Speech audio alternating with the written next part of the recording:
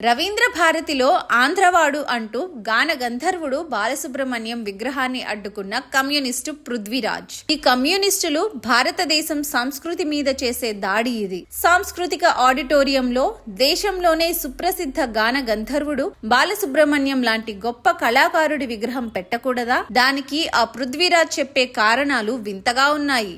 ఎవరో తెలంగాణ కళాకారుల విగ్రహాలు లేవు కాబట్టి, ఆంధ్ర ప్రాంతం వాడు కాబట్టి పెట్టకూడదట. వాళ్ళ విగ్రహాలు పెట్టకుండా బాలసుబ్రహ్మణ్యం కానీ ఆయన విగ్రహం కానీ అడ్డుపడిందా? ఆయన ప్రత్యేక తెలంగాణ పాటలు పాడలేదట. తెలంగాణ వద్దని కూడా పాడలేదే. మీ నీచ రాజకీయాలతో ఆయనకేం పని? ఆయన తెలుగు వాళ్ళు అందరూ గర్వించే కళాకారుడు. తెలంగాణ, ఆంధ్ర రెండు తెలుగు రాష్ట్రాలే ఆయన గాత్రంతో పాడిన పాటలు ఆస్వాదించారు రెండు రాష్ట్రాల తెలుగు వాళ్ళు. కళాకారులకు హద్దులు ఏంటి? కళలకు కులాలు, ప్రాంతాలు ఏంటి? మీ నీచ విష రాజకీయాలు కళాకారుల మీద ప్రయోగించడం ఏంటి? రవీంద్ర భారతి అని ఎక్కడో పశ్చిమ బెంగాల్ రవీంద్రనాథ్ ఠాగూర్ పేరు కదా పెట్టింది. ఆయన మహానుభావుడనేగా పెట్టింది, తెలంగాణ అని కాదుగా. ఎక్కడో జర్మనీ, రష్యాలో పుట్టిన మార్క్స్, లెనిన్ సిద్ధాంతాలు ఇక్కడ పాటిస్తూ వాళ్ళను ఇక్కడ ఆరాధించే ఈ కమ్యూనిస్టు కంపుగాళ్లు ఎక్కడో విదేశాల్లో పుట్టి వచ్చిన మతాలకు వంత పాడుతూ ఇక్కడ హిందూ మతం మీద నిరంతరం తమ క్షుద్ర